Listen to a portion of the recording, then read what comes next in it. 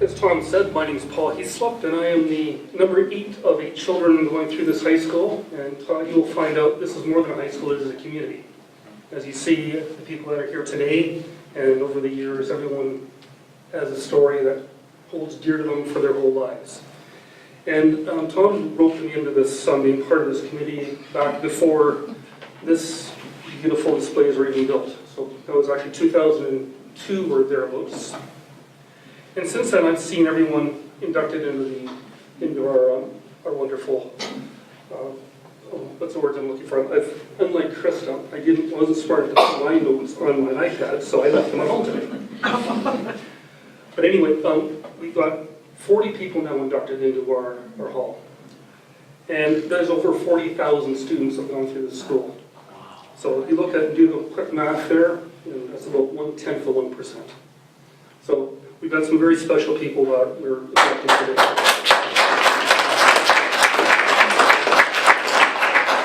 And I, being on the committee since day one, I've seen a lot of names come through, and I was thinking about something last whenever it was, and I said, there's a guy I know that we should nominate. I know, and I started to do a bit more research on him, a bit more research, and I went, holy smokes, this guy's done a lot. Not only was he, he's a good student, your average student, went out to the world and started at Humber College and got schooled there and went into the work world and did pretty well for himself. As he puts it, I was doing better than the MBA student, so he needs university. So he did very well very quickly. So he rose up the ranks and was traveling and was becoming somebody. And unfortunately, something happened to him, which happens to a lot of people. He got the awful thing called cancer. So Michael fought on and came back to life. And then a little while longer, he got more cancer. And then the doctor, one time, I'm putting words in your mouth probably, I'm saying, well, you should write your will and get your affairs in order. So Michael's still with us, thank God. And through his journey, he got involved with a number of different things, such as giving more than he took in. And he learned, as opposed to just being himself, he can give himself. It goes back to the community spirit of things. And he founded over 20 years, now about 23 years approximately, his company called Resiliency for Life. And what Michael does is speak about resiliency, giving yourself and to others what you can't see on the outside. You can't write a mathematical term about it, you can't draw a picture, but it's there. We all have it. And he teaches and talks to people about that. And he's talked around the world. He's been motivating people from IBM to single moms with a child who's got an issue, and everything in between. He's a dynamic speaker. He's been called a speaker, just go one of the top 10 speakers to go visit and see and hear. And he doesn't charge much. One day maybe he'll charge a lot. So he'll get out of that house and buy the big mansion, which he probably deserves. Michael's also connected to Beyond Connected. If you know what LinkedIn is, he doesn't, he caps you off at 500, so you got 500 connections. He probably has 5,000. Same as on Facebook, there's everywhere. Michael is a connector of people, not only to himself, but to others, and making the world a better place because of that. And there was one place I dug up on. There was a very beautiful 2-page, 3-page written article about him. And it was sort of an interview article, and it was wonderful. And the woman that wrote it, I believe she was in New Jersey, but I don't have my notes, so I'm not sure. Texas. But at the end of the article said something, and she was basically interviewing Michael, and said his philosophy is what he's doing in his work promoting resiliency, if that's the proper term. I'm not sure it is. Michael will tell us more later. But he says, I see my role for doing what he's doing as one part tour guide, very, very gently introducing people to the land of resiliency. One part outfitter. What items, skills you should pack for your very successful trip and use them. And one part host, making people more comfortable with their journey. What's that journey? The journey is called life. We all have it. We all do different things. We have one common denominator. We're all people. And on that, I will keep this short and introduce Mr. Michael Ballard, because he's a professional speaker. I am not.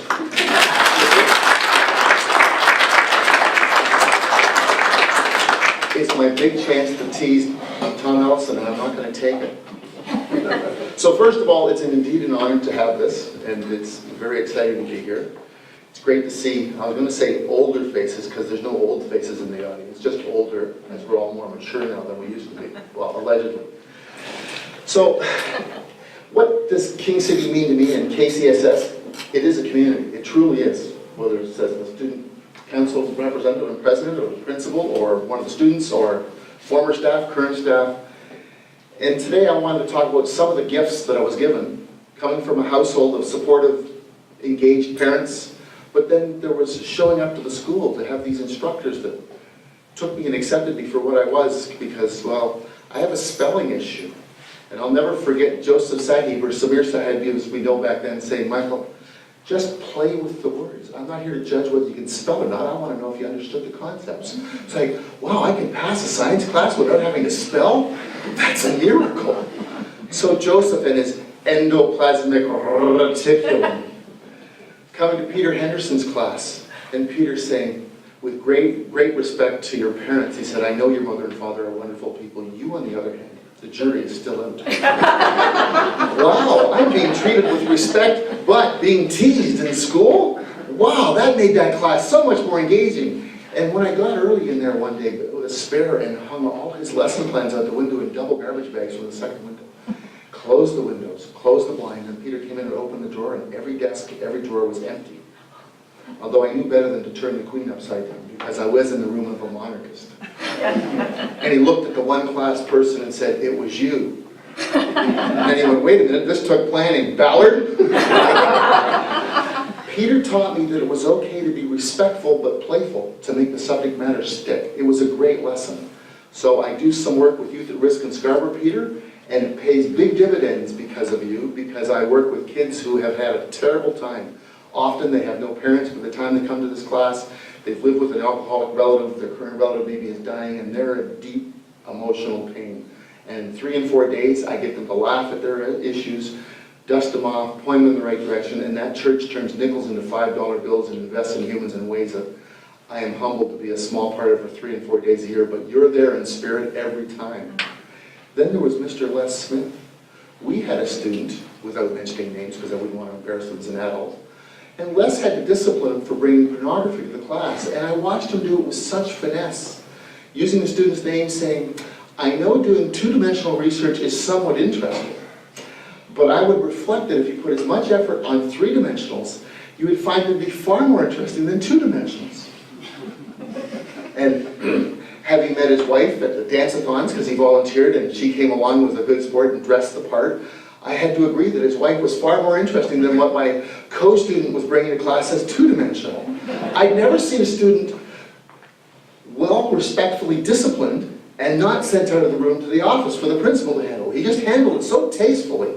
So thank you for that lesson, because it wasn't part of the science curriculum, and yet when I deal with angry youth at risk, or having dealt with some adults who were at risk that I deal with on occasion, it was always like, there's another way to do this without humbling and crushing them. And what would Les do? Then there was Ed Sargentson, who gave me the gift. As a football student of phys ed, it was this thing coming at me with points and angles. And catching it, it always seemed to jump out of my hands at the last minute. It's hard to catch a football when you're scared of it. Because that thing hurt if you didn't know what you were doing. And he said, Michael, slow down. It's just a football. And we're supposed to be having fun. And part of my role is to help you get comfortable with your own body to play sports, because athleticism and fitness is important. Fast forward to my 2 physicals ago, he must have done something right, because my doctor said, chronologically, Michael, you're your age. But I'm happy to tell you that your blood cells are perfect. And you have the body age of 40. So I figured his glasses need to be fixed, but... So this school gave me the love of fitness. My parents told me to go for walks and ride bikes and eat well, and that was good, but Mr. Sargentson and Michael Shavalovich, or Heavy Chevy as we used to call him, because he had a Corvette, taught me that fitness could be joyful, could be fun, not tedious, and it was, you know, the days of participation and all that, but I didn't have one of those buff bodies. I was the kid that had the love handles by 13. Years later, with my cancer, and I lost 38 pounds with one of those surgeries and treatments, I said to my doctor, okay, I'm down to 137 pounds. I believe I'm going to beat this. But what's with the love handles? I'm a scrawny guy. You can see all my ribs. He said, oh, you got survivor syndrome. You're stuck with that. You'll be around forever. I said, it's a good thing to have those. I said, at 13, I hated these things. But you're telling me these are a gift? He said, oh yeah, people with love handles do far better than the extra trim ones. So when I get to talk to students and I talk about body image, I said it's nice to have the perfect look, but I learned that it's okay to have a little padding because it's a survival mechanism. So thanks, Mom, for the jeans. And no, not the denims or the Mark Work Warehouse. So the gifts I got at the school were profound because each teacher in their own way gave me the gift of mastery. Ruth Hogg, sitting on her desk. She wasn't formal. She sat on the desk at the front.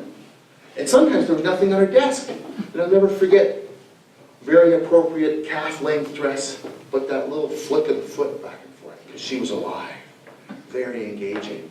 And it didn't matter whether you had 51 or 99 on the papers, or if you failed. Did you try? What's your next step? How will you do just a little better next time? And don't wait for the perfect answer. Stick your hand up. We'll discover this together. So I'm happy to say that I get to see Ruth on a regular basis, and my spouse, Betty Ann, and her visit regularly. And at 90 plus years old, she's still a bright light. And if my brain is half that bright at 70, I'll have won the lottery.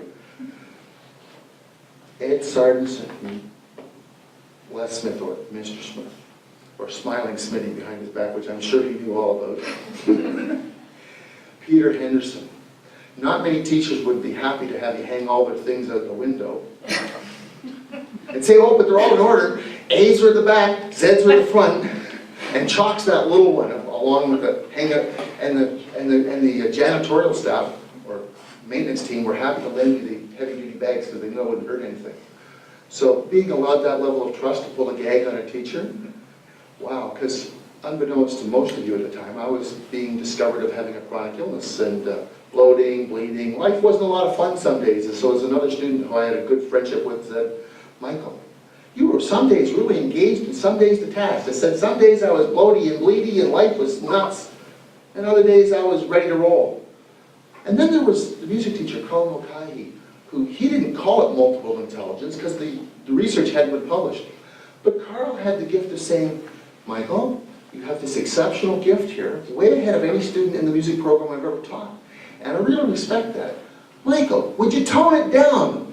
You're annoying the whole class. They can't do that like you do. Oh, I've never been told off so politely in my whole life. Here, I'm going to put you on a pedestal, and I'm going to give you a poke, because you're being a brat. Oh, I didn't know I was being a brat, but okay, thanks for the message, thanks for the lesson. So, to give me that gift of telling me what my gift was, and it was better than the class average of the rest of the school, and I got you into the concert band and the symphony band, where again, team building, being part of the team, being respectful, and because I had a lot of energy, setting up the stands, moving, hustling the things around, it was all great. But then being given lessons to break it down about, here's your gifts, but we need to talk about this. Your gift's so profound, you're getting in the way of all these people. Oh. At this school, I got to meet Barry, who in grade 11 math was taking 7th year math at U of T, with the department head at the time. So to have Barry sit in with a math class with me was really humbling, because I thought 65 to 75 in math made me a genius. But there was Barry getting 85, and he was kind of bored with grade 11 math. Oh. So to have a teacher who would facilitate discussions about, well, gifts in math, Mr. Campbell was my math teacher, were not the same as gifts in music, but they were both important and both were math-based. Oh, how come if I'm good at music then I cannot be so good at math? Although I agree budgets can be fun because you get to measure. So he was a gift. Then there was Dr. Samarica. He made biology interesting as opposed to confusing. Because, Michael, we are biology. We're an integrated system. And of course, whether he remembers it or not, the day he asked the Ontario level athlete if he would lift his t-shirt so he could show us how nerves worked in the back with a giant protractor and said, now this nerve ending here, and this nerve ending here. Now, maybe he knew or maybe he didn't, but a lot of the young ladies in the class were very interested in that young man's back. But not because of the nerve endings, I suspect, because that was one athletic back. And I didn't feel quite up to, I'm glad he didn't ask me. I didn't have an athletic back. So, one of the big gifts that this school gave was acceptance and lessons of mastery. And as I go around talking to people with chronic illness, acute illness, or youth at risk, or regular students, or gifted students, or even sometimes teachers, about being resilient and staying the course and being persistent, one of the gifts I have to reflect on is all the teachers who gave me and taught me how to be resilient in different ways and practice mastery. Because mastery is a lifelong process. And we know that in the olden days of the 60s and 70s when we graduated, they used to talk about we'd have 4 to 7 job positions. Now they're talking 4 to 7 careers or more, I believe, if I remember the research. So we need to be more like Carson, because we have to be flexible, malleable. We have to bring together different skills, even if we didn't go to school for it. And we have to use them and practice our mastery because, as Shelley with 1L has taught us, the gifts of artistry, the gifts of business, the gifts in healthcare are all about coming together with different things. And I remember going politely head-to-head with a major expert in physical healthcare. Chief of staff went on to be the president of the hospital, and I said, but you need to have checklists for all you do when you care for people in chronic and acute care, because otherwise you're telling me that the physical care, healthcare professionals have perfect memories. And what have we learned in the last 2 years from the aircraft industry? That people in healthcare who use checklists to do diagnosis have far less expensive patient treatment outcomes than those who trust their memory. So, one of the things I learned at KCSS is boundaries, there aren't any. We have to look through all levels of expertise in all areas for the next big idea. And sometimes the ideas are dirt cheap, sometimes they're wildly innovative. So thank you for this honor. It is indeed wonderful to be here. I'm sure I left out at least 6 or 7 meaningful teachers, including my neighbor, Marion DeJean, who left here the year before I got here. And I teased Marion that she heard I was coming, so she left quick. Marion now resides in Bermuda. She's a wonderful lady. I've met her in the last 10 years. She only taught for a year here, but she's a very gifted professional who's touched my heart in ways that, well, she just lives a wonderful life and is a great role model on how to live life. So thank you for the honor. Thank you for your patience, Peter Henderson, over the years, and many others. Thanks to my mom and dad for a good seating and start. Thank you.